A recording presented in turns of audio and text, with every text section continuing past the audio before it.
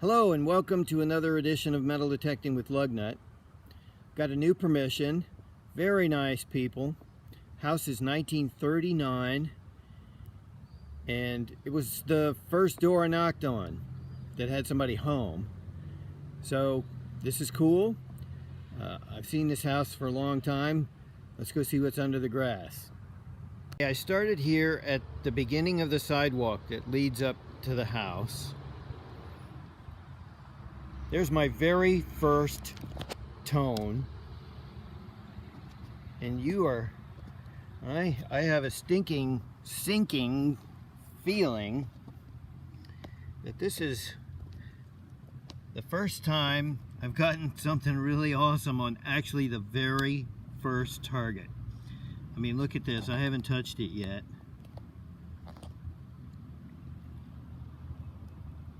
80, 81, 82. Look, there's an imprint. We got us a dime. Yeah, let me get, oh, it's a Rosie, I think. Get out the silver cleaner.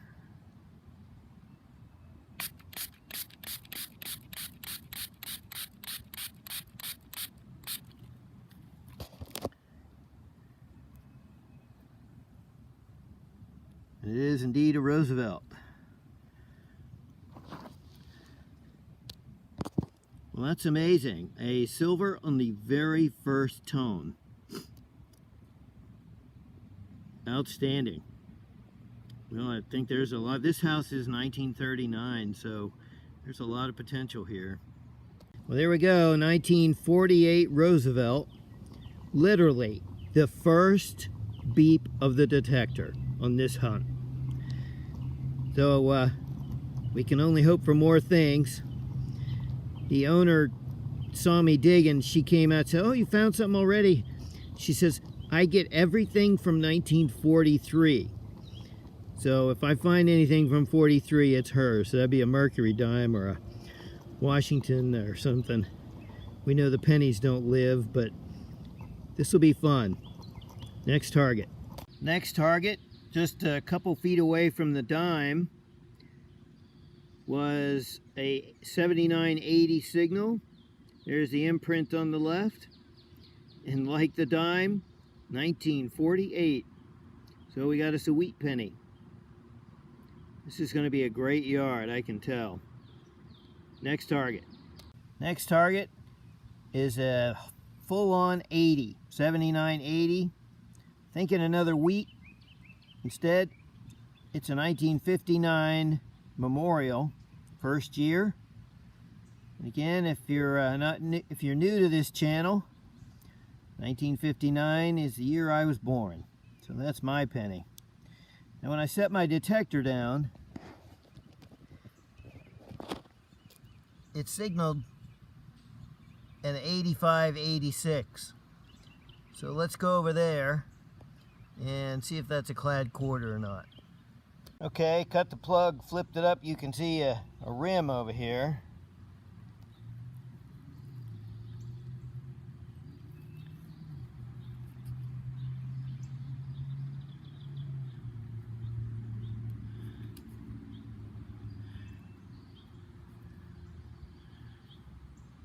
I don't know what this is.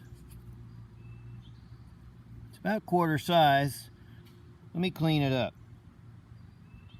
Yeah, clad quarter, state quarter, state of Missouri. Next target. Well, I've made my way down to the other end of the front walkway. We have a wheat penny. Can't tell the date, but it is a wheat.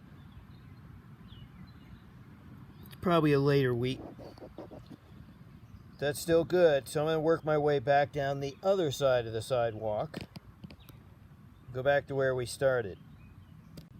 Here we go, halfway back down the other side of the sidewalk. We have a 53D There's lots of signals. Most of them aren't very good, but I'll take this. Next target. Have an odd 6970 signal.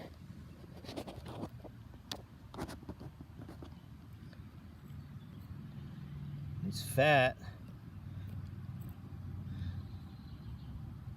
I don't know what this is. It's got a post or something on it.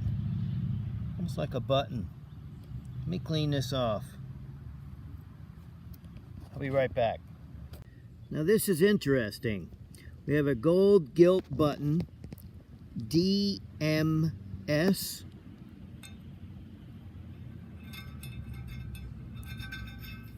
It has back markings on it. This is going to take some research. Two-piece button, DMS. I don't know what that means, but that's pretty cool. All right, next target. Had a really crazy signal here. You can see I started to cut the plug and flip it up, and as I did, I saw all this on the surface. There's a bunch of change, modern change here on the surface. The owner told me that she hosts Easter egg hunts for children, and she oftentimes put coins in the eggs. So this is obviously an Easter egg money spill. So we got, let's see here, nickel, nickel, penny, penny, penny, penny.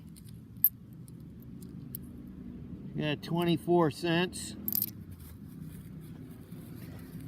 I think that's all I see. There's the Easter egg change spill. Next target.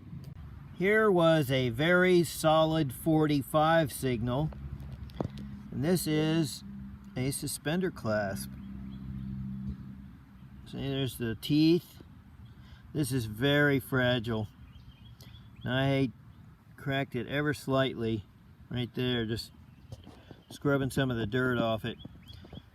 So that probably isn't going to live very long, but it's a suspender clip. Very cool. Got a dirty low 80s signal. Here we got the handle to a toy gun. Next target. So next target was a 8081. Is a 52D. Another wheat. Keep going. They're getting ready to leave, and they want me to go when they leave, which is fine, and I need to go eat some supper anyway, so I'll be back to this place. Well, here's the wrap up for the lucky hunt. We'll call this a lucky hunt because the first person I asked said yes, and the first signal I had was the best signal. So here's the results for today. We've got junk. Not a lot, considering how much yard I did. But there's the one pull tab, pitsy potsy pieces of metal. We have the pretty cool door latch or box latch. We have clad separate, so we got 1/4, 3 copper pennies. I'll keep those. Well, one is a zinc. We have the Easter egg spill. I did find one more penny, so it's 10, 15 cents. We have our relics, the suspender latch, and the really cool button. The original owner's last initial was S. It's not his initials, this, because they said his first name was John. And that's a D, so that's not him. But I'll see what I can get off the back mark, because there are words back here. We got the 1959 penny. We have 4 wheats. And we have The very first signal, 1948 Roosevelt dime. So that's pretty cool. First door knock, first signal, both good. Alright, well thanks for joining me. I'll be back to this property in a couple weeks. I'm going to be going on vacation, so I'll see you when we get back to see what's under the grass. Bye for now. The lads came marching down Main Street in double file to a drum cadence and turned at the gymnasium hall to be entertained by the young women of the Salem Female Academy in a program of songs and piano solos. 2.5 hours later, they marched away to the air, "The Girl I Left Behind Me," played by their brass band and the sighs of the Academy ladies. These would become regular events looked forward to by the students of both schools. This passage from a local newspaper was printed on February the 27th, 1891. The lads were cadets from the Davis Military School, recently established in Winston-Salem. The school had relocated from LaGrange, North Carolina, near Raleigh, and its founder, Colonel A.C. Davis, opened the new school on the western edge of Winston-Salem on 12 acres with a clear view of Pilot Mountain in the distance. Eventually, the campus came to include 2 large buildings, nearly 12 smaller ones, and a parade ground. The Davis School emphasized discipline and military instruction, but it also offered telegraphy and bookkeeping. The school closed in 1897, falling afoul to 2 U.S. economic downturns, one in 1893 and the second in 1897. In November of 1897, a statement appeared in the local newspapers. The Davis Military School had gone into the hands of a receiver. A number of local leaders, the most vocal of which was P.H. Haynes, called for the rescue of this school. But that was not forthcoming. In December, Superior Court Judge Darius Starbuck decreed that the receiver should auction the property of the school. That was done on July 16, 1898, and the Davis Military School was no more. Over the next 5 years, fires would destroy the school's main building, and in 1909, the property and remaining buildings were sold to the Methodist Church for the children's home. Today, it is the site of the Cross North School on Renolda Road. Well, I hope you enjoyed this little trip back into history as much as I did. I never would have guessed that this little button would lead me on such a journey as I've been through trying to find its history. It's been very interesting, and even as a native of this area, I had no knowledge prior to this of the Davis Military School. So this has been a really fun journey. Again, I hope you enjoyed it. I'll be going back to that house because I've only done maybe a third of it. And hopefully we'll scare up some more stuff from the 1800s, because obviously between this and the suspender clasp, there's obviously been activity there back into the 1800s. So come back again and we'll go looking for what's under the grass. Hopefully it'll be as interesting as this.